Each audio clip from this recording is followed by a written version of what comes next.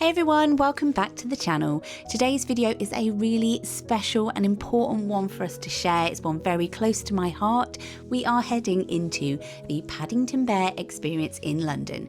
But this isn't just a review of the experience. This is a fully detailed, neurodivergent friendly walkthrough to help you and your family feel prepared before you visit. Because if you are anything like us, a neurospicy family, you'll know that preparation isn't optional, it is everything. Before we go on any day trip or holiday, we watch point of view videos, we plan every step, we try to understand the flow, the sounds, the transitions, because knowing what's coming can completely change how a day feels and how a day pans out. Now, we've actually done this experience before, but this time after being invited back by the Paddington Bear team, thanks guys, we discovered so many accessibility features that we either missed before or we just didn't know existed, and it genuinely changed the experience for us. So today we're going to walk you through it scene by scene, what you'll see, what you'll hear, what might feel overwhelming, and where those calmer moments are, while still keeping enough of the magic intact.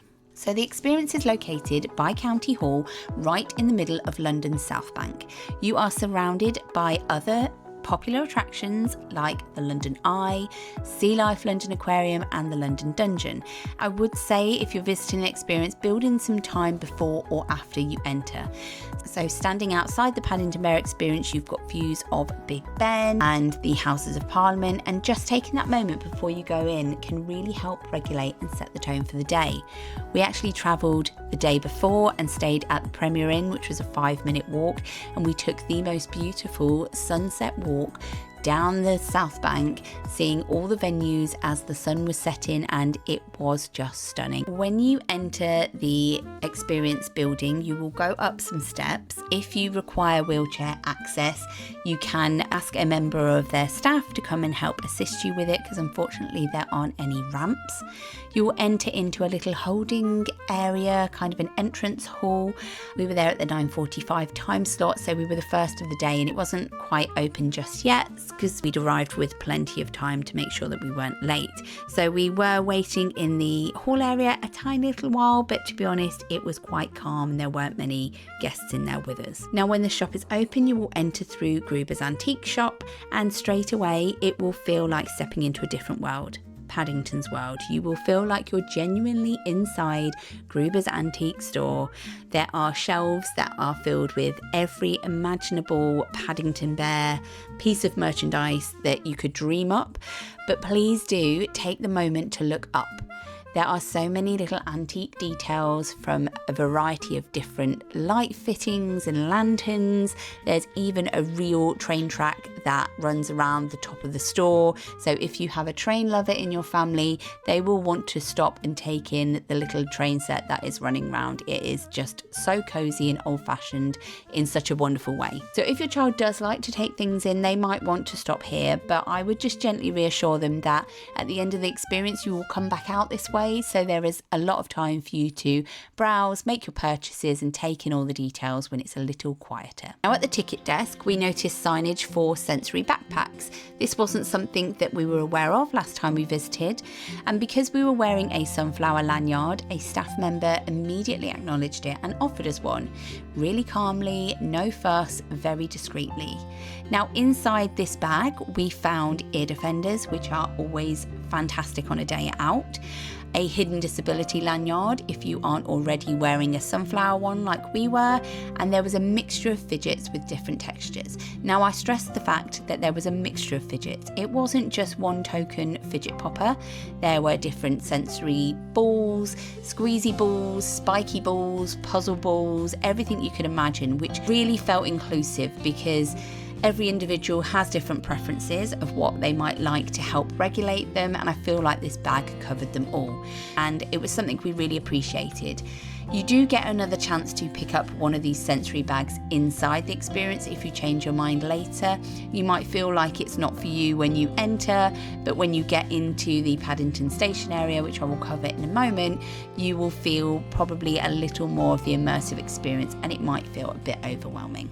After you've shown your tickets, you move towards the Paddington Station area. Now there are a set of stairs that you can use to go down into the experience, but there is also a lift if you need it for mobility or accessibility needs. Now, inside the lift, you will see two options. So you can go down one level to the Paddington station, where you will begin your experience.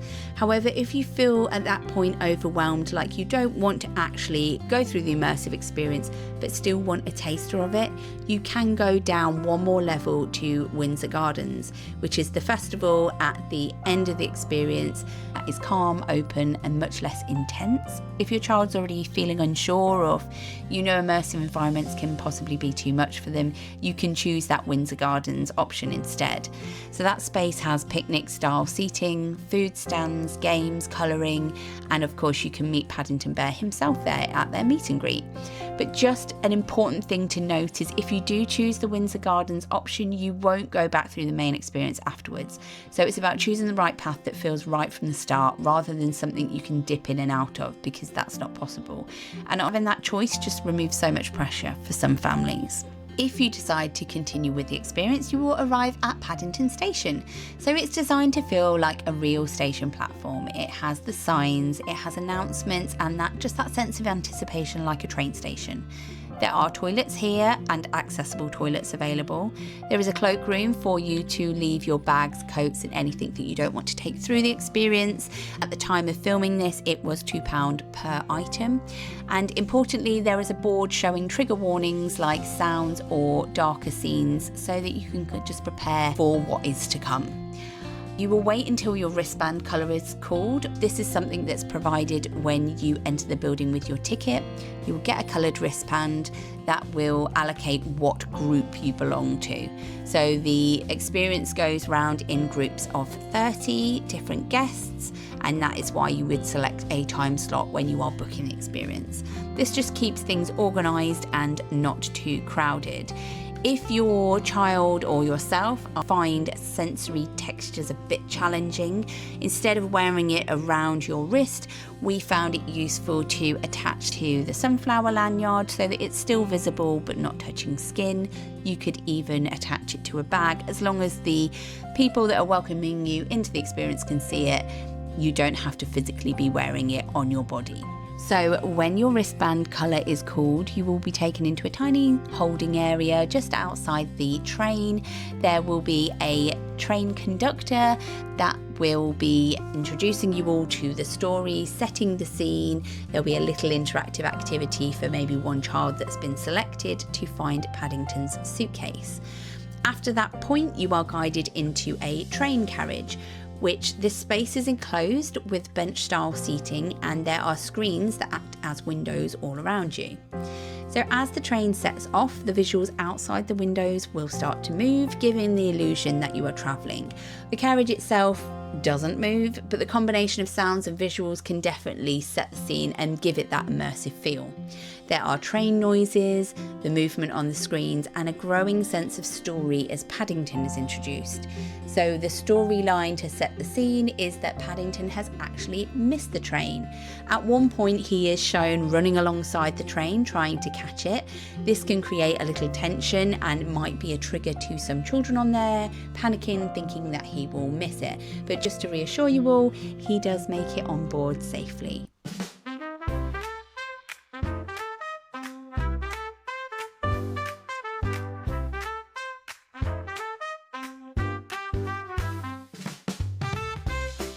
Now, when the carriage doors open and you arrive at Windsor Garden, you step out into what looks like a quiet London street. This is Windsor Gardens.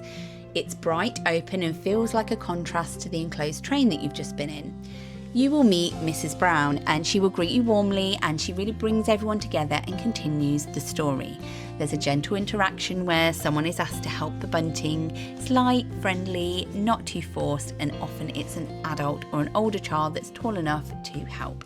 There is no pressure to interact. If you are chosen and don't feel like it's for you, the actors will pick up on this and probably choose someone else. You will then walk through the hallway into the Browns' home, led by Mrs. Brown.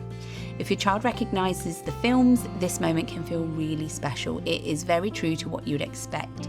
The furnishings, the decor, it just is so on point.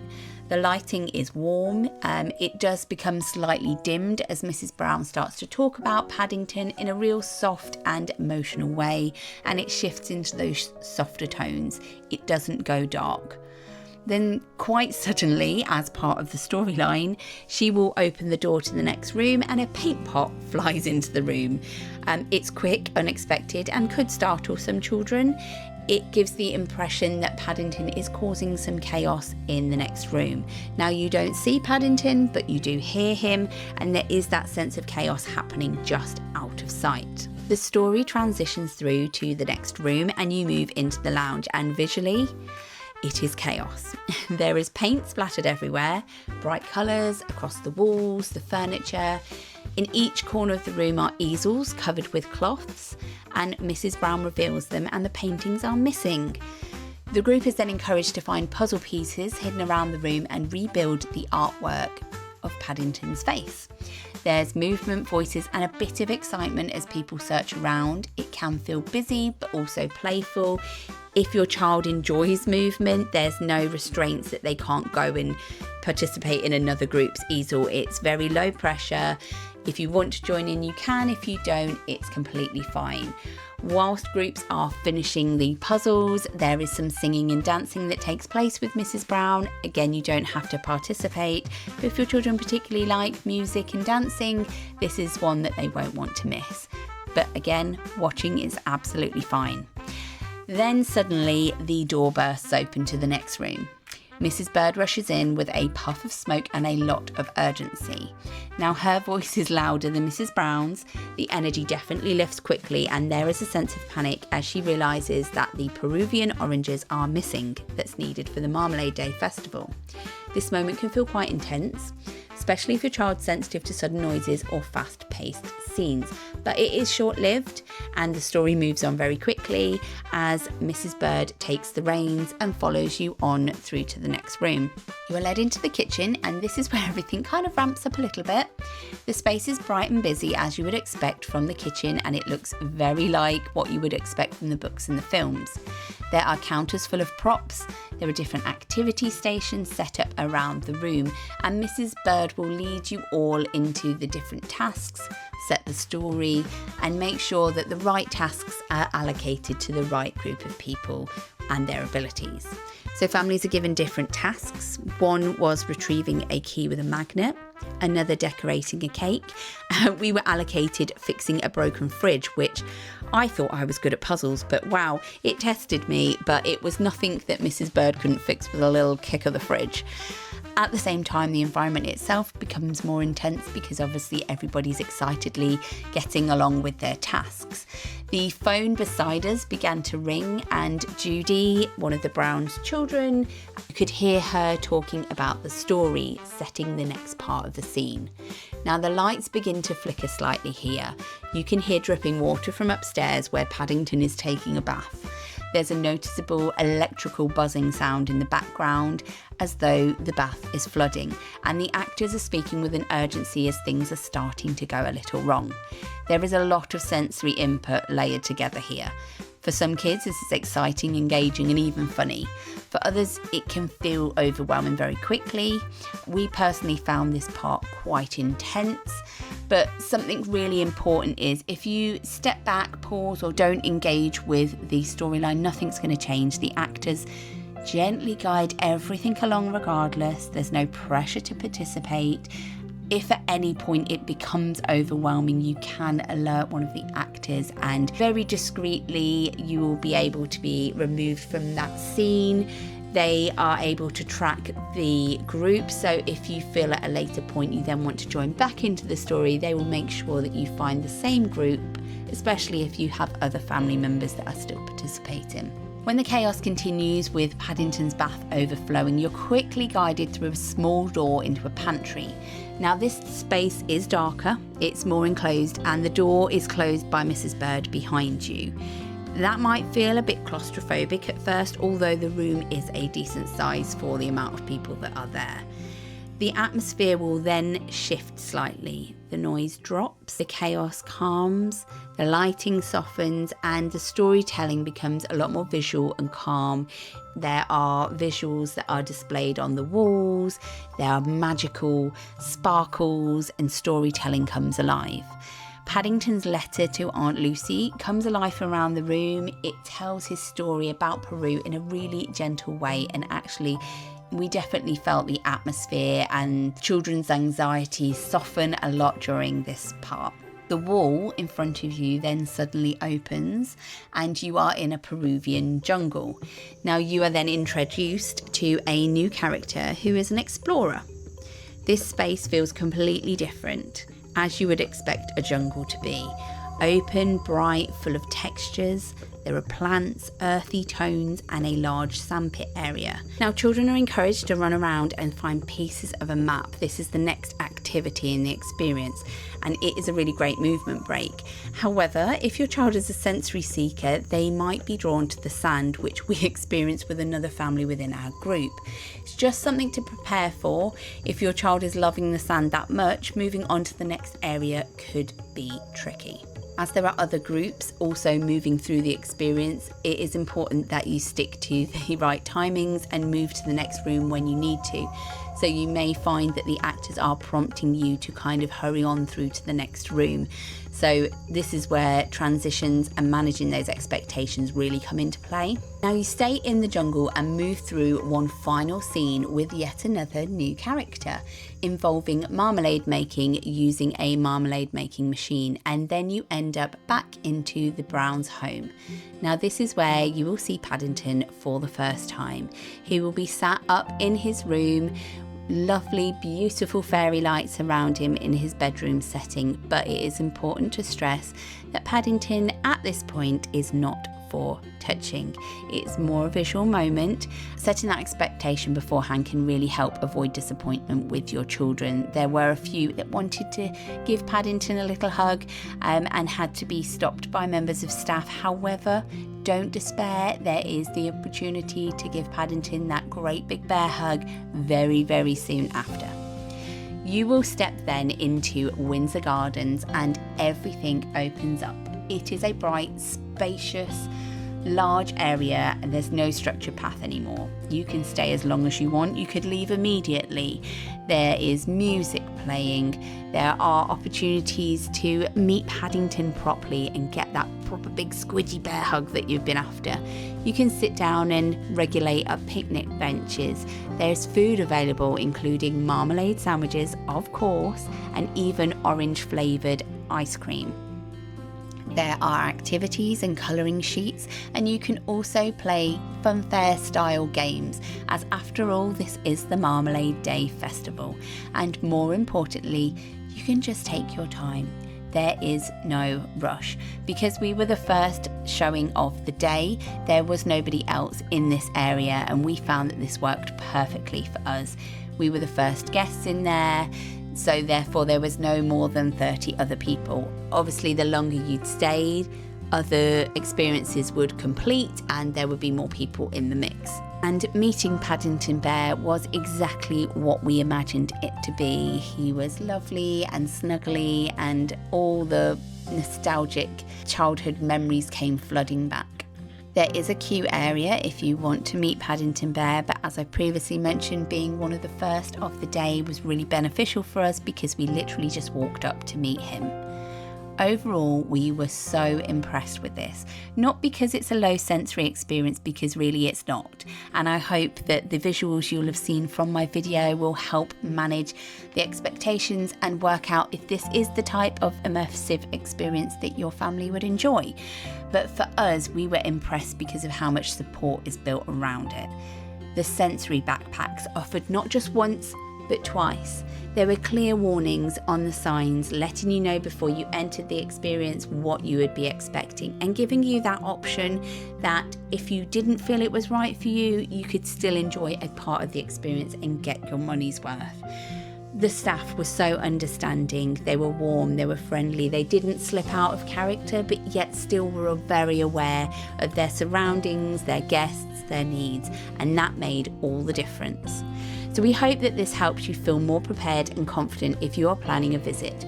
If you've been to the Paddington Bear Experience, we'd love to hear your thoughts, and if you've got any questions, please do pop them down in the comments. Don't forget to like, subscribe and follow along for more autism friendly days out and family travel tips, and we'll see you in the next one. Bye!